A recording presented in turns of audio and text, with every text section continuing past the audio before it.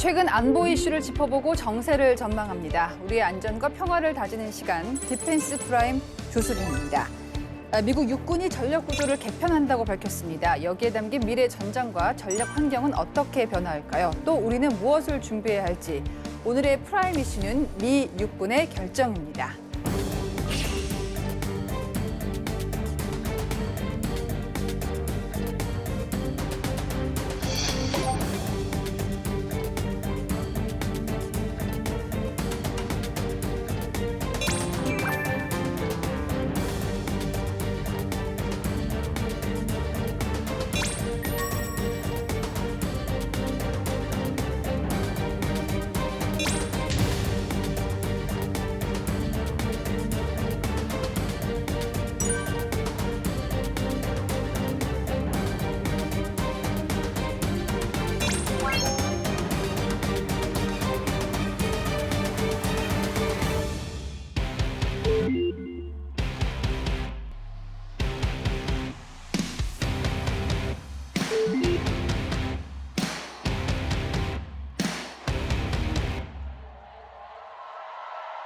네, 지난 2월입니다. 미 육군이 전력구조 변혁 백서를 발표했는데요. 먼저 배경을 뭐라고 보십니까?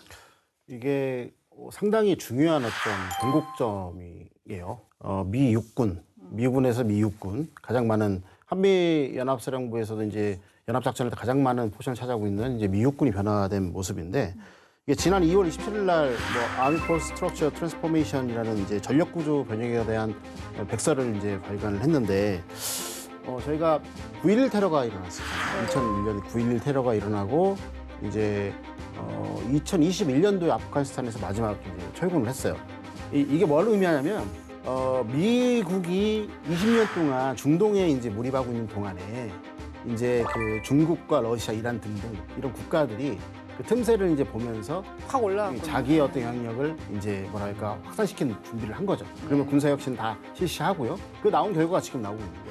그래서 지금 보면 우크라이나 러시아 전쟁, 그다음에 대만을 두고 이제 미국과 중국이 전략 경쟁하는 거고, 예. 또 이제 미국의 동맹국인 이스라엘과 이제 이란이 이제 공격을 하고 하는 이런 부분들이 결국에는 뭐냐면 그 전에 어떤 위협은 비정규적인 어떤 요소가 강했다면 이제는 그게 아니다. 이제는 우리가 싸워야 할 대상은 정규전, 그러니까 정규 부대다. 라는 측면에서 이제 이 그 전력 구조 변혁에 관련 백서가 발간된 거죠. 육군 정원을 감축한다는 부분이 있어요. 이게 눈에 띄는데 이게 무슨 뜻이에요? 이게 사람 구하기가 어려워서 줄인다는 건지 아니면 적은 인력으로도 유지가 가능하다고 판단을 한 건지 어느 쪽입니까? 사실 쉬운 얘기가 아니거든요. 전력 구조라든지 정원이라든지 그러다 보니까 여기저기서 오보가 나고 있어요. 우리 프로그램이 바로 잡아줘야 됩니다. 자, 여기가 진짜입니다. 네. 예. 미 육군이 정원을 줄인다고 이런 얘기가 나오는 거예요. 지금 늘려야 될 것 같은데 줄인다고 그랬단 말이에요. 특히 49만 4천 명에서 47만 명으로 2만 명을 줄여? 뭔가 이상하거든요. 근데 또 한쪽에 보니까 그 백서 보니까 Actual Personnel Strength를 늘리겠다고 했어요. 근데 이게 뭔지 모르죠. 그러니까 현역은 늘리고 2만 명은 어디 다른 데 예비군에서 줄이는가 보다. 아니거든요. 이게 뭐냐면 쉽게 얘기하자면 정원에는 3가지 종류가 있어요. 첫 번째는 설계 정원, 두 번째는 인가 정원, 예. 세 번째는 실질 정원이에요. 이게 뭐냐면 미 육군이 47만 명으로 줄인다는 거는 설계 정원을 줄인다는 소리예요. 예. 이렇게 해서 요청을 합니다. 그러면 그 요청대로 하느냐 아니면 좀 더 줄이느냐 이것은 의회의 몫이에요. 의회가 그래서 이 인가 정원을 정해주면 그 안에서 모병을 해서 실제 운용하는 그 실질 정원, 그것은 각군의 몫입니다. 그러니까 이렇게 본다면 지금 현재 미 육군의 문제가 무엇인지를 우리가 알 수 있는 것이죠. 정원, 설계 정원과 인가 정원을 맞추는 것, 그 갭을 줄이는 것도 실패를 했고 인가 정원과 실질 정원을 맞추는 것도 실패를 한 거예요. 예. 물론 이것은 미 육군만의 문제는 아니고 2023년을 보면 미군의 규모가 128만 4,500명이었는데 6만 4천 명이 과부족이었어요. 2차 세계대전 이래 가장 작은 규모다. 그런데 그게 뭐가 문제냐. 미 상원 군사위원회에서 뭐라고 그랬냐면 우리는 지금 모든 영역에서 큰 규모의 군대가 필요하다. 빨리 좀 채워라. 이 얘기를 했고 미 의회 보고서에서는 지금 문제는 모병이 안 되는 것이 아니다. 어디가 부족한지조차 모르는 게 문제다. 이렇게 얘기를 했어요. 그러면서 로버트 그린웨이 헤리티지 대단 연구원이 뭐라고 그랬냐면 문제가 무엇인지 파악하지 못하고 있는 것은 물론이고 해법을 내놔야 되는데 해법을 안 내놓고 꼴대를 옮기고 있다고 얘기를 했어요. 부족하면 왜 부족한지 어떻게 충원해야 될지를 고민해야 되는데 그냥 단순히 이면지 펴놓고 숫자 늘렸다 줄였다 이것만 하고 있다는 거예요. 그래서 결론은 뭐냐. 이번에 나온 전력구조 백서가 거기에 대한 미 육군의 해답이라는 거예요. 예. 그런데 방금 이제 전력구조, 정원 얘기했는데 이게 헷갈릴 수 있어요. 쉽게 설명을 하자면 전력구조라는 것은 군대가 작전 목표를 달성하기 위해서 만든 이상적인 설계도예요. 정원은 뭐냐 하면 국가에 군대만 있는 게 아니잖아요. 국가가 이 자원을 효율적으로 사용하기 위해서 너네 이 정도만 써 하고 만든 가계부입니다. 그러니까 이 설계도하고 가계도의 합을 잘 맞춰야 되는 것이고 네. 그것을 맞춘 결과가 이번에 나온 백서다. 네. 이렇게 이해를 하시면 될 것 같아요. 자, 저희가 미 육군의 변화를 좀 차근차근 짚어보겠습니다. 먼저 다영역작전 특수임무부대 창설. 이 다영역이라는 게 한미연합훈련에서도 강조하는 부분 아닙니까? 쉽게 말씀드리면은 이제 육군의 어떤 이제 앞으로의 how to fight인데 이게 기존에 보시면은 육군이 싸울 때는 주로 지상과 일부 공중을 활용해서 싸웠잖아요. 근데 이제는 과학기술이 발전이 덧입혀졌기 때문에 지상, 공중, 해상, 사이버, 전자기, 우주 뭐 이런 것까지 영역이란 영역을 다 확장해서 싸우겠다는 거예요. 근데 여기서 되게 중요한 개념이 두 가지가 있는데 이 다영역 작전이 이제 영어로 하게 된 밀리터리 그러니까 멀티 도메인 오퍼레이션이잖아요. MDO라고 하는데 두 가지 큰 컨셉이 뭐냐면 하나는 자극이고 하나 또 다른 하나는 융복합이에요. 자극은 스티뮬레이션이고요. 융복합은 컨버전스라는 건데 이게 이제 저희가 이제 작전을 할 때 지상으로만 이렇게 둘이 이제 싸운다고 생각해 보세요. 그러면 남박사님 뒤에다 뭘 숨겨놨어. 내가 지상으로 가야 되는데 그 남박사님을 뚫고 들어가야 돼. 그럼 너무 강력해. 못 가면 뒤에서 뭐 하는지 모르는 거예요. 그런데 이거를 남박사님이 약한 공중으로 제가 뭘 보내가지고 그거를 하나를 뭐 딱 쏘니까 뒤에서 갑자기 뭐가 확 나타나. 그럼 저희가 그걸 보고 뒤에서 이렇게 쏠 수 있는 거잖아요. 그런 식으로 해서 이런 것들을 은원패되어 있는 상대의 어떤 자산들을 이제 나타나게 하는 거. 이런 것들 자극이라고 하는 거예요. 그러면은 저 뒤에서 자극이 돼가지고 하나가 나타났으면은 지금 여기에서 딱 쏠려 하는데 사거리가 안 맞네? 그러면 어떻게 해야 돼요? 저 주변에 옆에 있는 해상에 있는 이지스함으로부터 네가 좀 쏴줘. 그다음에 또 이게 정확히 맞는지 안 맞는지 공군 앞에 들어간 리포트 한번 봐봐. 안 맞았어. 네가 좀 쏴. 그러면은 저걸 없애기 위해서 다영역에 있는 자산들을 실시간대 융복합에서 그거를 경멸하는 거예요. 이게 이제 융복합의 컨버전스라는 의미인데 우리가 2022년 2월 24일부터 우크라이나 러시아 전쟁이 일어나고 있잖아요. 근데 군사학자들은 뭐라고 하냐면 이 우크라이나 러시아 전쟁이 미 육군의 다영역 작전을 실질적으로 테스트하고 있는 어떤 실험의 장이 되고 있다라고 말한 거예요. 여러분들 잘 아시겠지만은 딱 한 번 우크라이나가 러시아를 대상으로 딱 한 번 대규모 기동전을 했어요. 딱 한 번. 그게 2022년 9월이에요. 네. 하루키우 지역을 한 번에 이제 손살같이 다 점령해봤는데 그때 어떻게 쌓였냐면 이 자극과 이제 그 융복합이 나타나는 거예요. 그러면은 저쪽에 러시아가 점령하고 있는 지역이 뭐가 있는지 모르니까 뭘 보내느냐? 무인기를 보내는 거예요. 무인기를 보내게 되면 러시아 진영에 있는 레이더들이 그걸 감지할 거지 않습니까? 그러면은 여기서 이제 전파라든가 이런 것들이 이제 송수신 될 거 아닙니까? 네. 그럼 뒤에 우크라이나 이제 공군이 발사해요. 뭐를? 레이더에서 나오는 전파를 찾아가는 함미사일을 발사를 해요. 이런 식으로. 그래서 없어버리는 거예요. 그러면 얘네들이 대공 무기 체계가 약해지잖아요.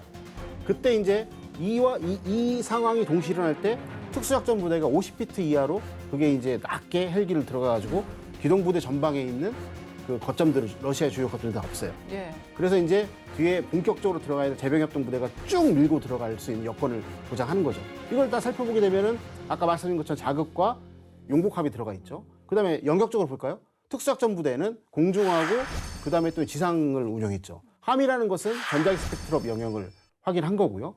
또 그다음에 이제 무인기라든가 이런 것들은 공중을 한 거고 제병협동 부대는 지상으로 한 거죠. 또 이것들이 유기적으로 실시간 데이터 송수신할 수 있도록 뭘 갖고 있죠?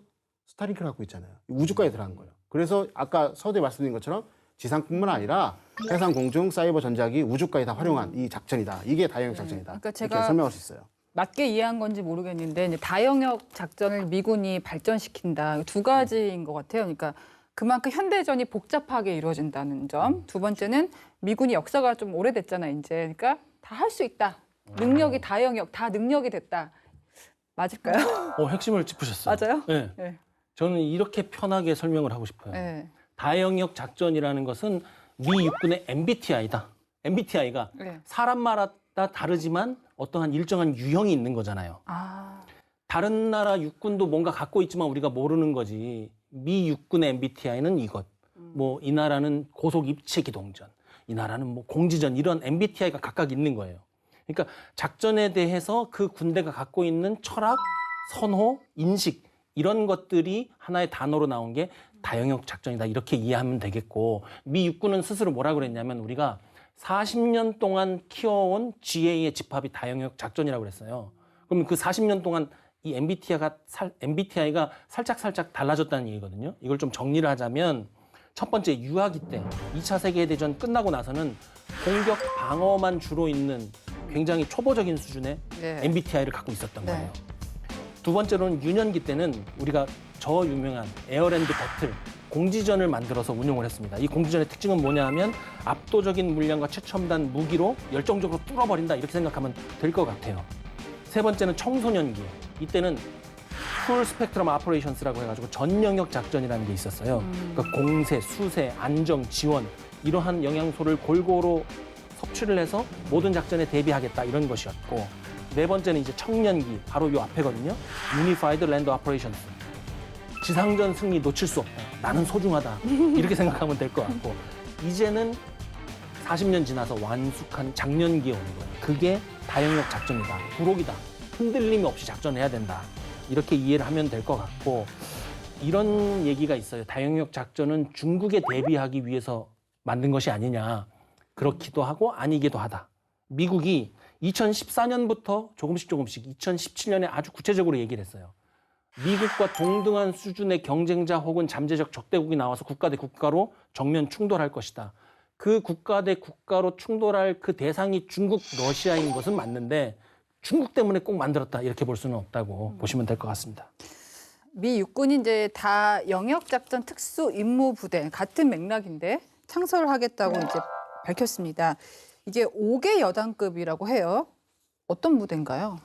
다영역작전 최초에 만들어진 부대의 모체 부대가 미 1군단 내의 17화력여단이에요. 근데 2018년도에 뭐냐면 환태평양 합동훈련 림팩훈련에서 얘네들이 들어와서 전투 실험을 해요. 네. 그때 이제 뭐가 있냐면 MDTF는 지휘 통제 모듈이 있고요. 그다음에 장거리 화력, 정찰 타격, 방공 모듈이 편성돼 있어요. 이건 뭐냐면 독립적인 작전을 하겠다는 거예요. 독립적인 작전을, 장거리 작전을. 그래서 이제 MDTF가 이제 미국이 이제 전 세계를 6개의 작전 지역으로 나눠서 지역사령부를 만들고 있잖아요. 네. 지역사령관이 직접적으로 운영할 수 있는 하나의 특수임무 부대인 거예요. 근데 여기에서 이제 아까 지휘 통제 모듈이라고 말씀드렸는데 그 안에 뭐가 있냐면 ICEWS.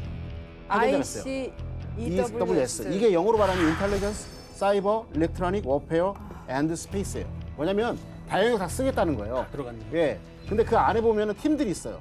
우선 정보팀은 뭐냐면 다영역에서 들어오는 센서에 의해서 정보가 들어오잖아요. 실시간 처리하겠다. 그게 하나가 있고요.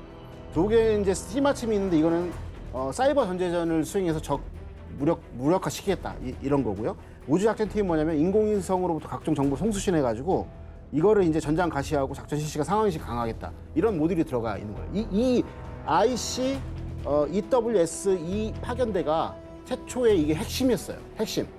왜냐면 보십시오. 왜냐면은 다영역에서 들어오는 어떤 모든 정보들을 다 수집을 해가지고 처리를 하잖아요. 그리고 실시간대 타격 자산을 주기 위해서 위성을 이용해갖고 통신을 송수신하잖아요. 그 다음에 우리가 말씀드렸지만 우크라이나 러시아 전쟁이라든가 중국의 초안전을 보게 되면 뭐부터 시작하죠? 비정규적인 어떤 활동부터 시작해서 정규전으로 넘어가잖아요. 그때는 보이지 않는 영역에 관련돼서 얘네들이 활동한단 말이에요. 그런 걸 하기 위해서 전자전 사이버전도 지금 얘네가 지금 뭐랄까 강화하고 있는 거고요. 또 추가적으로 보게 되면 이제 장거리 활용무들이 있는데 우리가 이제 우크라이나에서 대화를 하고 있는 하이마스 이런 것들이 이제 그 당시에는 이제 전투 실험을 했고요.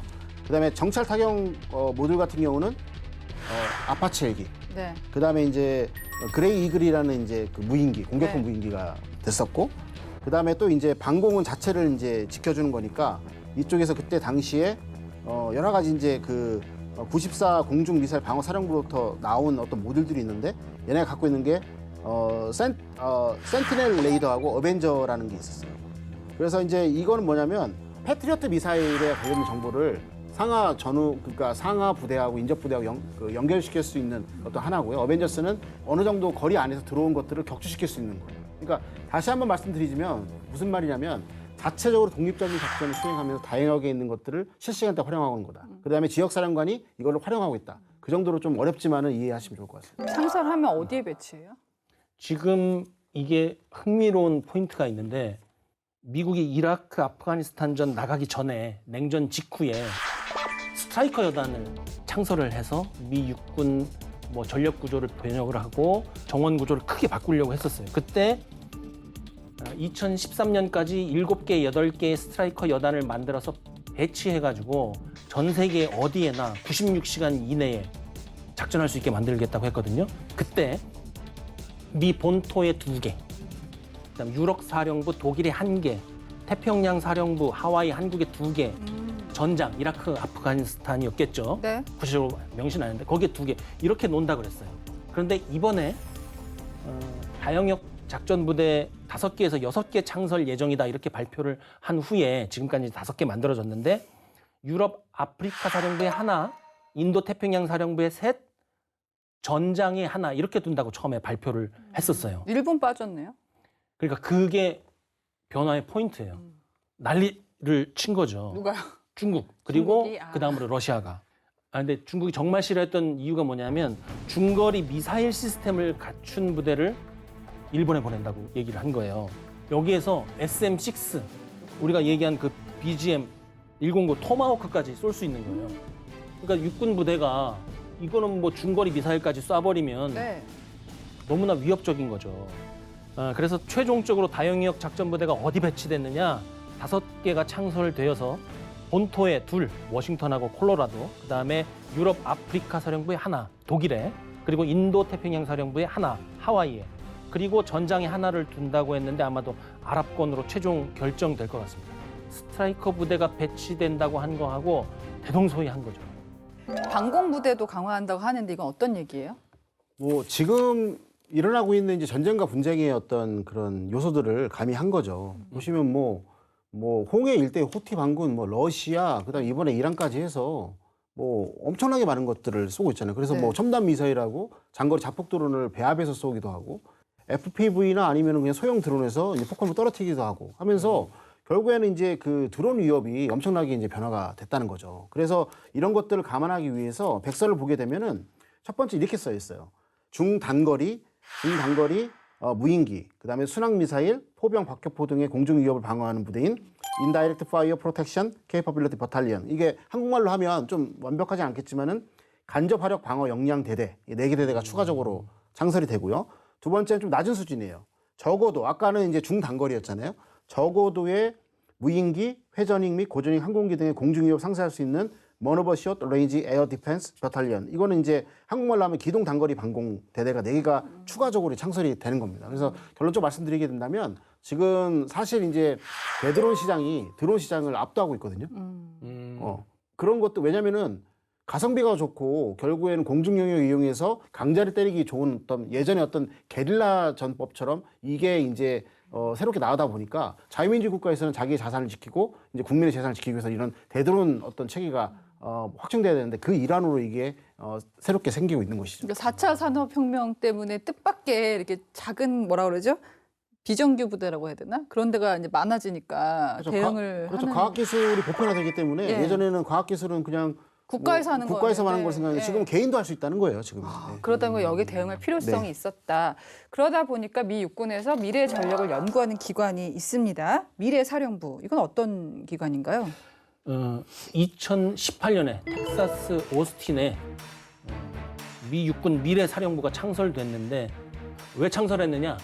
2014년에 러시아 우크라이나 동부 돈바스 침공 이때 직접적인 계기가 됐고 2016년에 중국이 대대적인 개편을 하면서 미국이 위협을 느끼던 차에 2017년에 미 육군 교육사령부에서 연구 결과가 나왔는데 그 핵심이 뭐냐면 네. 이거 안 돼. 미래대비 사람 불러야 돼. 그래갖고 미래사령부를 만들었다는 거잖아요. 근데 비하인드 스토리를 몇 가지 찾아봤어요. 2015년에 육군 참모총장 후보자로 지명됐던 것이 이제 마크 밀리 대장인데 이 마크 밀리 대장이 갖고 있었던 가장 큰 아픔은 과거에 미 육군 변혁 혁신이 한번 예산 문제 때문에 좌초된 적이 있어요. 그래서 예산 때문에 또 좌초되면 어떡하나 이 고민을 하고 있으니까 당시에 이제 상원 의원이었던 존 맥케인이 이런 얘기를 했다는 거예요. 예산 고민을 하지 마. 지금 미국이 얼마나 심각한 위협에 직면해 있는데 어떻게 육군을 변혁할지만 고민해. 그래서 힘을 얻어서 육군 미래사령부를 창설했다는 것이죠. 그래서 지금 현재 본부는 텍사스 주립대학 내에 있습니다. 네. 말씀을 듣다 보니까 만약에 우리나라에서 미래사령부 같은 것을 어떤 특정 지역에 배치한다. 과연 이렇게 일사불란하게 갈까? 그러니까 뭐 부럽기도 하고 우리랑 좀 다른 대목이 있다라는 생각도 드는데 우리나라에 이런 조직이 있어요? 있죠. 이제 그 미 육군 이하의 육군 미래혁신연구센터가 있습니다. 이게 사실은 이제 미 육군하고 우리 육군하고 차이점이 뭐냐면 예산권이에요.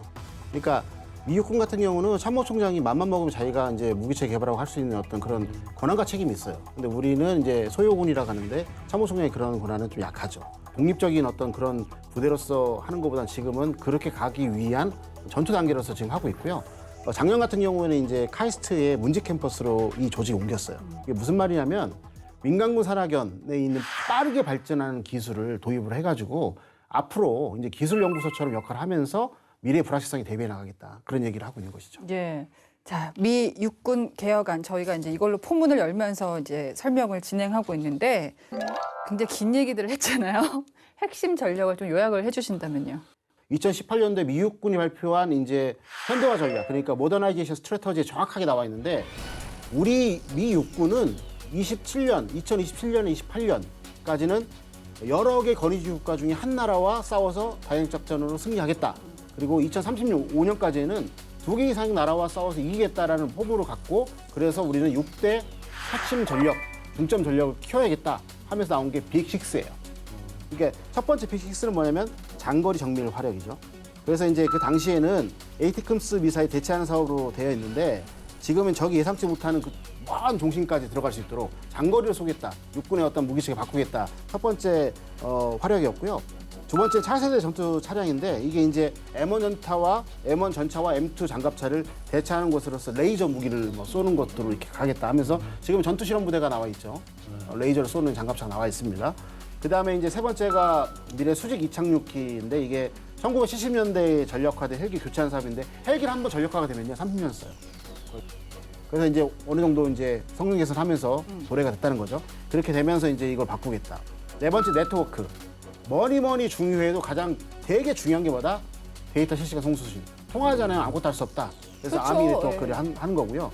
그 다음에 또 이제 대공미사일 방어가 있는데 이거는 이제 아까 설명드렸지만은 과학기술 보편화되면서 누구나 공중 위협을 활용할 수 있다는 드론 그런 것들을 막기 위해서 하는 거고요.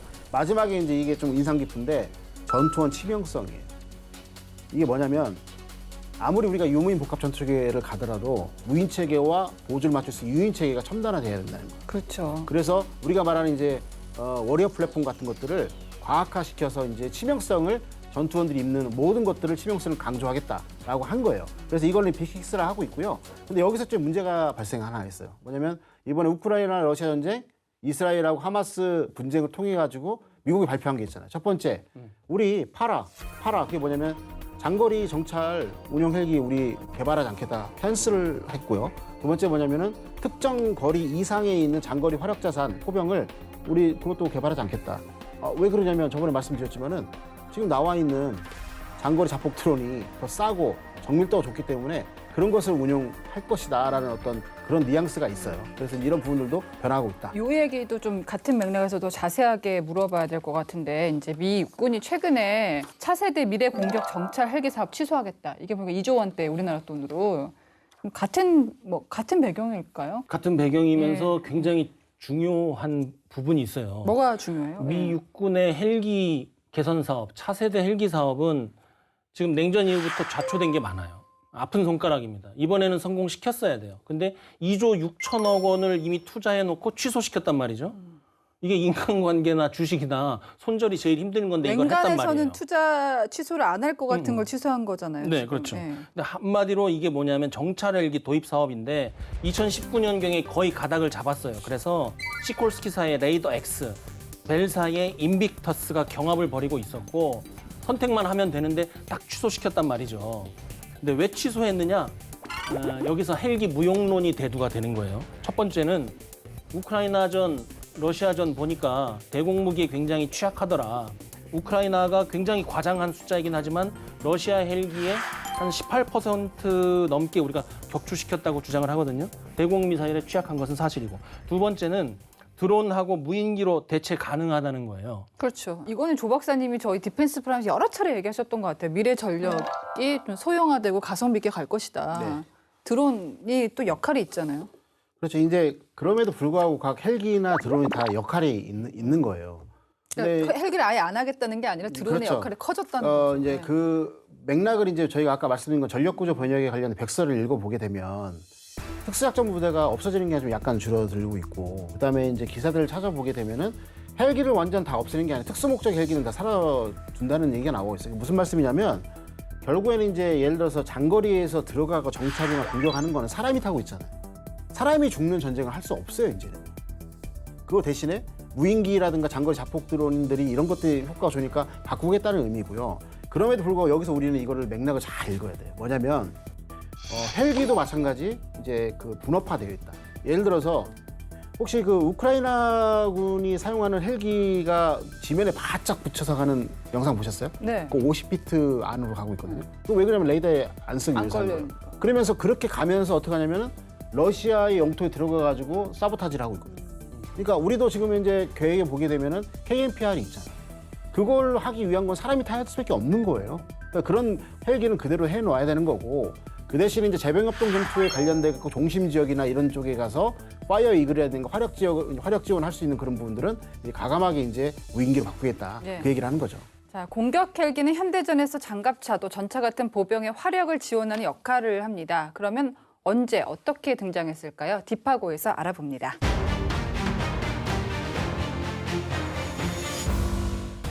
울창한 정글부터 험난한 산악지형까지 장소를 가리지 않습니다. 신속한 기동력과 제공권 장악으로 지상군 전투력에 일조하는 핵심 무기체계 공격 헬기인데요. 전장의 최선두에서 정찰과 침투, 공격 임무를 수행하며 전쟁 승리에 결정적 역할을 해온 공격 헬기. 공격 헬기의 눈부신 활약상 어땠을까요? 자타공인 현존하는 가장 강한 공격 헬기로 꼽히는 아파치 헬기입니다. 최대 이륙 중량이 무려 10톤 이상, 전투 행동 반경 480km에 최대 비행 속도 시속 270km 이상의 신속한 기동력을 갖춘 현대전의 핵심 무기로 자리 잡고 있는데요. 공격 헬기인 아파치가 등장하기 이전부터 헬기는 전장에서 유용한 운송수단으로 활용됐습니다. 특히 1950년대 한국 전쟁을 거치면서 정찰, 수색, 보급 등 다양한 임무 수행으로 군사력에 영향을 미쳤는데요. 헬기가 무기의 성격을 띠기 시작한 건 베트남 전쟁을 통해서였습니다. 당시 미군은 병력들을 다목적 헬리콥터인 UH-1의 태워 거점에 투입했는데요. 이때 착륙 지점에 매복해 있다가 공격을 퍼붓는 베트콩들에 대응하고자 생각해낸 전략이 바로 UH-1 헬기의 기관총과 로켓 등을 장착하는 것이었습니다. 이게 공격 헬기의 시초가 된 것인데요. 이후 미군은 UH-1보다 날렵하고 더 많은 무장을 장착할 수 있도록 최초의 전문 공격 헬기인 AH-1 코브라를 만들었고, 베트남 전쟁이 한창이던 1967년 AH-1G 코브라가 전장에 등장합니다. AH-1 코브라 시리즈는 원거리에서 지상의 전차를 일방적으로 타격할 수 있는 수단으로 각광받았는데요. 이후 대전차 미사일을 장착한 공격 헬기들이 미국과 유럽에 대량 배치됩니다. 그리고 마침내 공격형 헬기의 끝판왕 AH-64 아파치가 세상에 등장합니다. 아파치가 그토록 강력한 전력을 갖추게 된 배경이 있는데요. 바로 구소련의 전차부대입니다. 당시 소련군은 막강한 전차부대를 운용하고 있었는데요. 미국은 소련의 전차부대에 대항하고자 더 많은 미사일을 싣고 더 멀리까지 공격할 수 있는 더 강한 공격 헬기가 필요했습니다. 실제 AH-64 아파치는 명성에 걸맞은 각종 무기로 무장하고 있는데요. 분당 600발 이상 발사 가능한 구경 30mm 기관포는 기본, 사거리가 최대 8km에 달하는 헬파이어 미사일과 2.75인치 하이드라 로켓까지 탑재 가능합니다.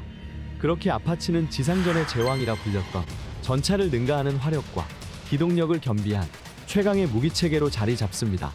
아파치는 1989년 파나마 침공 작전인 오퍼레이션 저스트 코스 작전을 통해 처음 실전에 데뷔했는데요. 약 240시간의 전투 비행 임무 중 대부분을 야간에 수행해내며 월등한 야간 전투 능력을 인정받습니다. 1991년 걸프전 당시에는 개전 초 선봉을 담당한 8대의 AH-64A 아파치가 미공군의 MH-53 페이브로 특수전 헬기와 한 팀을 이루어 이라크군의 핵심 방공시설을 파괴했는데요. 이후 벌어진 지상전에서는 200대가 넘는 아파치 헬기 중 단 한 대의 헬기만 격추됐을 정도로 뛰어난 방어력을 선보입니다. 이렇듯 미국은 가장 강력한 공격 헬기를 자체 개발 보유하며 세계 최강의 헬기 전력을 갖추게 됩니다. 그렇다면 우리나라는 어떨까요? 대한민국은 2013년 수리온 개발 성공으로 세계에서 11번째 헬기 생산국으로 등극했는데요. 최근에는 수리온을 기반으로 만들어진 소형 무장 헬기 LAH를 국내 독자 기술로 개발해 대기갑 전투 및 공중강습 업무 등 향후 육군의 임무를 수행할 예정입니다. 공격 헬기는 현대전에서 핵심 전력을 발휘하며 그 입지를 다져왔습니다. 하지만 최근 우크라이나 러시아 전쟁과 이스라엘 하마스 전쟁에서 무인기의 중요성이 부각되면서 그 역할에 의문이 제기되기도 했는데요. 과학과 기술의 발전에 따라 달라진 전쟁 양상. 다가올 미래에는 어떤 무기 체계가 전장의 중심에 자리할까요? 지금까지 딥하고였습니다. 네, 오늘 디펜스 프라임 미국 육군의 전력 변화를 살펴보고 있습니다. 미 육군이 이렇게 변화를 두고 초유의 혁신이다라는 평가가 나오고 있는데요. 이런 혁신은 이미 제식 소총 선정에서부터 드러났습니다. 제식 소총 교체하겠다. 탄환까지 바뀐다고요. 네.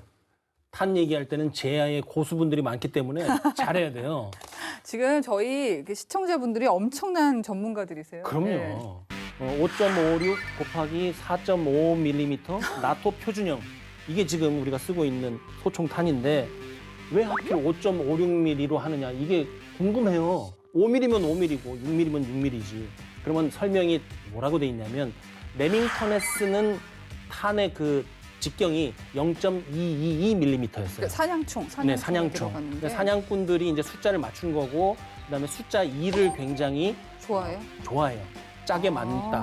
뭐 그다음에 완벽하다. 그래서 222를 엔젤 넘버로 사냥꾼들을 삼은 거고 옛날에 자기들이 깎아서 탄을 만들었으니까 옛날부터 0.222를 한 거죠. 이 탄을 가지고 와서 군대의 돌격 소총으로 만든 게 저 유명한 AR-15 소총입니다. 이 AR-15 소총은 뭐 여러모로 전설적인 총인데 이 AR 소총을 군에서 가지고 와서 개량한 게 바로 이제 M16 소총인 거예요. 그런데 0.22인치는 좀 가벼워, 치명성이 적어요. 그래서 살짝 그걸 늘린 거예요. 그게 0.23인치. 이거를 밀리미터로 바꾸니까 5.56mm 이렇게 되는 겁니다. 이게 이제 나중에 M193탄이 되고 업그레이드 돼서 M16A2에서 오늘날 우리가 알고 있는 나토 탄이 된 거죠. 아주 좋은 탄이에요. 근데 왜 바꾸느냐? 이 5.56mm 탄을 설계할 때는요. 근접 전투를 전제한 겁니다. 400m에 있을 때 가장 치명적이고 속도가 빠르게 만든 거예요. 과거의 냉전 시대에 독일에 있는 풀다갭에서 소련군과 미군이 평원에서 전투를 할 때 이 400m에서 교전하게 된다고 판단한 것이죠. 지금은 아니지 않아요? 지금은 아니죠. 멀리서 하지 400m 않나요? 눈 나쁜 사람 보이지도 않아요. 뭐가 있는지. 지금은 뭐냐? 네.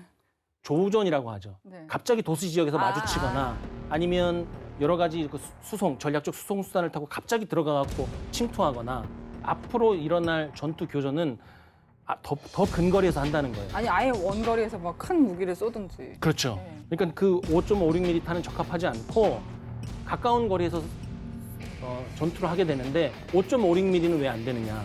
이거는 치명성이 약해요.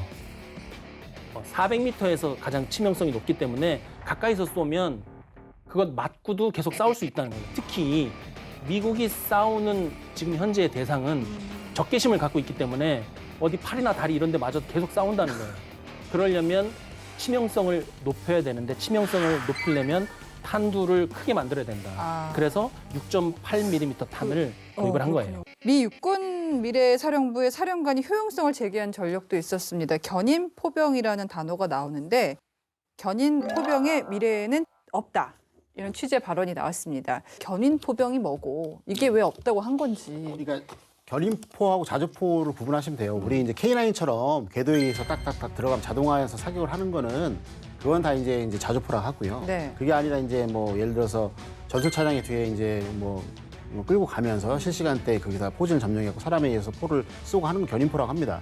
근데 여기 엄밀히 따져보면 이걸 가지고 미래는 없다 해가지고 이 미래사령관이 미 육군 미래사령관이 견인포가 필요 없다라고 잘못 생각하면 안 돼요. 안 돼요. 뭐예요? 왜 그러냐면 네. 우크라이나 전장을 딱 보니까 드론이라는 것이 새로 나왔어요. 그래서 실시간대 이제 표적을 획득할 수 있다는 겁니다. 제가 항상 말씀드린 거 먼저 볼 수 있다는 거. 그리고 먼저 본 거를 타격자선한테 스타링크를 통해 실시간 주는 거예요. 그죠? 그럼 면접 결심할 수 있는 거죠. 근데 여기서 쏘는 것이 타격하는 것들이 쏴 했는데 견인포가 이동하고 있다가 야 포진 점령에 쏘가게 되면 여기에 있는 애가 바보일까요? 러시아군이? 여태까지 많이 당했잖아요. 그렇지. 얘네도 작전하다가 실시간 때 왔다 갔다 한단 말이에요. 그러니까 여기서 쏘면 포탄만 허비하게 된다. 그런 측면에서 성견, 선타 측면에서 자주포로 가야 된다. 그런 얘기를 많이 하신 거고요. 또 견인포 같은 경우는 또 이제 이게 있어요. 지금 보면은 어떤 전선을 그 장애물 지대로 해가지고 양쪽이 대립하고 있잖아요. 근데 견인포 같은 경우는 사거리가 짧아요. 그렇기 때문에 사거리가 짧겠다는 건 뭐냐면 비적 전투를 할 수밖에 없는 상황이 되는 거예요. 그러니까 가장 멀리에서 드론이라는 것들이 종신 깊게 들어가서 표적을 획득했으면 그만한 사거리를 가지고 있는 걸 때려줘야 되는데 이거를 짧은 걸로 때려봤자 아무 소용이 없다는 거에서 효율성을 제기한 거예요. 예, 예. 그럼에도 불구하고 전쟁이 딱 되게 되면 이번에 우크라이나가 포탄 지원 때 얼마나 고생을 많이 했습니까? 네. 이런저런 이유 때문에. 그러면 없는 것 다 써야 되잖아요. 그런 측면에서는 이런 것들 견인포가 결국 예비 전력이나 동원 전력은 반드시 필요하다. 네. 그래서 이 사람의 말을 곡해서는 안 된다. 그렇게 이해를 합니다. 우리 참 오해하는 게 많았던 것 같아요. 뉴스를 그러니까 이렇게, 저도 아예 다 없애버려라 이런 줄 알았는데 아니었네요. 단선적으로 보면은 중거리 미사일 시스템이라는 단어 나옵니다. 그러니까 필리핀하고 지난달에 합동 훈련을 했더라고요. 그때 신형 중거리 미사일 발사 장치를 전개했었는데 이 그 미군의 중거리 미사일 시스템을 타이폰이라고 하더라고요. 네, 이름 잘 지었죠. 저는 처음에 타이푼인 줄 저는 알았는데 타이푼인 줄 알았어요. 타이폰이에요. 뭐예요? 반인반수 신과 싸우는 괴물이에요. 아, 이름 잘 지은 것 같고 네. 모양을 보면 중거리 미사일이 있고 이동 발사대 있고 통제 차량 옆에 있고 포대 지원 차량도 옆에 있고 여분의 미사일을 싣는 컨테이너도 있어가지고 규모가 큽니다. 이게 전략적 중거리 활약 체계다 이렇게 얘기를 하죠. 근데 이제 왜 중거리냐 이거죠. 육군 말단 부대가 갖고 있는 게 지금 단거리 유도탄이잖아요. 그리고 군단급, 사령부급이 갖고 있는 게 장거리 초음속 무기. 이 중간이 텅 비어 있거든요. 네. 이거를 사단급이 갖겠다는 거죠. 미 육군 평가가 뭐냐면 30년 만에 미 육군이 중거리 지상 발사 미사일을 갖게 되었다. 아, 기쁘다. 이렇게 얘기를 했어요. 그러면 이 얘기는 30년 전에 뭐냐면 했다는 건가요? 30년 전에 있었다는 얘기죠. 30년 전이면 냉전 때잖아요. 아, 그때 왜 필요했을까요? 그때는 BGM-109G 우리 프로그램에서 많이 나왔잖아요. 지상 발사 순항 미사일을 육군 부대가 갖고 있었어요. 이 지상 발사 순항 미사일을 육군이 갖고 있다는 얘기는 뭐냐면 소련군하고 맞붙었을 때 그 후방에 있는 포병까지도 타격하겠다는 얘기거든요. 그러니까 이거를 해석하자면 뭐냐? 육군이 순항 미사일, 중거리 미사일을 보유하겠다고 한 이유. 첫 번째, 집어넣었던 보검을 다시 꺼내들 진정한 적수가 나타났다. 우리 계속 중국, 러시아 얘기하잖아요. 두 번째, 옛날처럼 사단 군단 단위 작전을 하겠다. 세 번째, 타겟은 명확히 러시아와 중국의 포병 시스템이다. 이렇게 해석할 수 있습니다. 그렇군요. 근데 왜 필리핀이에요? 이걸 좀 전략적인 의미가 있는 거죠. 보면 이제 저번에 한번 설명드렸지만 A2AD 이게 뭐냐면 반접근 지역 거부잖아요. 그러니까 무슨 말이냐면 뭐 우리가 대만의 어떤 이슈가 있고 남중국해의 어떤 이슈를 우리가 처리할 테니까 국제사회 특히 미국 너희들 접근하지 마 하면서 거기다 미사일 기지를 만들어 놓고 공군도 배치하고 잠수함도 배치하면서 못 들어오게 만드는 것이 A2AD인 거죠. 이건 뭐냐면 중국의 A2AD 안에 미국의 A2AD를 만들어 놓는 건 똑같은 효과예요. 왜냐면 얼마 전 4월 10일 날 일본하고 저희가 이제 정상회담을 했잖아요, 미국이. 그러면서 이제 각종 무기 체계를 공동 개발하고 훈련도 촉진하고 지금 뭐 어느 상호작용이 계속 맞춰나가고 있는 거잖아요. 그러면 오키나와 등등등에서 지금 미군들이 다 지금 배치돼 있다는 거예요. 그러면은 동쪽에서 중국을 올가매는 그 지역은 이미 형성돼 있는 거예요. 근데 이번에 훈련을 한 데가 어디냐면 정확하게 필리핀 북부의 루손이에요. 루손섬. 옛날 메가더에 향수가 있는 곳. 하는데 거기에서 미 육군이 이제 어떻게 했냐면 토마호크 순항 미사일과 SM-6 신형 유격 미사일 탑재할 수 있는 발사 장치를 갖다 놓은 거예요. 예. 무슨 말이냐? 우리 진짜 일본은 너는 동쪽에서 필리핀을 중심으로 해서 나는 서쪽에서 봉쇄를 할 거야. 왜 어차피 필리핀 같은 경우도 지금 이제 남용국 해 때문에 이제 중국하고 이제 마찰이 있기 때문에 그걸 다 이용해 먹는 거죠. 그래서 이 예전에는 이제 필리핀에 관련된 어떤 항구라든 공항들을 이제 상당히 오랜 시간 동안 이제 미군들이 빠져 있었어요. 그러다가 이제 최근 들어가고 다시 이제 조차를 하거나 그래서 운영할 수 있도록 하고 있는 건데 이건 전략적인 포지셔닝입니다. 이건. 네. 자, 저희가 지금까지 미 육군의 변화를 좀 찬찬히 살펴봤습니다. 우리 군 입장에서는 어떤 대목을 눈여겨봐야 될까요? 벤치마킹 하고 있다고 얘기를 하잖아요. 스포츠에 보면 드래프팅이라고 있어요. 1등 뒤를 바짝 쫓아가는 거죠. 그때 원칙을 참고하면 돼요. 첫 번째, 벤치마킹의 목적은 언젠가 앞서기 위해서다. 계속 뒤를 따라가서는 안 됩니다. 앞서가려면 어떻게 해야 되냐면 결정적인 순간에는 1등보다 능력이 더 뛰어나야 되는 거예요. 우리가 미국이 세계 최강대국이고 가장 강한 군대인 거 알죠. 언젠가는 미국을 따라잡겠다는 정도의 노력과 의지를 가지고 벤치마킹을 해야 됩니다. 두 번째, 드래프팅을 할 때 가장 신경 쓰는 것은 공기 저항을 줄이는 거예요. 뒤를 바짝 쫓아가는 것에 전략 전술을 다 모으는 거죠. 이거를 우리 군 구조 개혁이나 아니면 우리 군에 도입을 하자면 우리도 벤치마킹을 할 때 과감하게 불필요한 조직을 없애거나 옥상 오기라고 해서 위에 보고하는 시스템을 과감히 없애서 벤치마킹을 빨리 대규모로 할 수 있게 도와줘야 된다는 것이죠. 세 번째는 벤치마킹을 한다고 할 때 그거 어디서 하겠어요? 우리 미래혁신센터 혹은 정책부서 우리 소위 군의 브레인들이 거기서 할 거 아니에요. 진급이라든지 보직이라든지 아니면 뭔가 이 사람에게 미래를 보장을 해줘야 된다고요. 이거 관심 가져야 된다고 생각합니다. 예, 조 교수님은요? 미 육군의 미래사령부를 보게 되면 큰 축이 두 가지가 있어요. 하나는 FCC예요. Future Concept Command에서 개념을 창출하는 곳이고요. 하나는 이제 CDCC예요. Combat Development Capability Command에서 나온 개념을 실질적으로 가시화하는 무기 체계를 만드는 곳이에요. 그러면 이 두 가지 안에서 가교 역할을 하는 게 뭐냐면 크로스 펑셔널 팀. 이게 이제 교차 기능 팀이라는 게 있습니다. 그럼 뭐냐면 원스타 또는 이제 2급 이상의 군무원이 한 20에서 30명의 이제 팀을 데리고 필요한 어떤 전력을 성능 개선이나 새롭게 만드는 거를 3에서 5년 단위로 이렇게 빨리빨리 프로토타입 만드는 부대예요. 근데 그 안에 보게 되면은 우리만 있는 게 아니에요. 민간인도 있고요. 특히 이제 참전했던 사람들을 들어오면서 실질적으로 법률가 예산가 다 해가지고 실질적으로 획득 체계를 하나로 이렇게 모아놓은 거예요.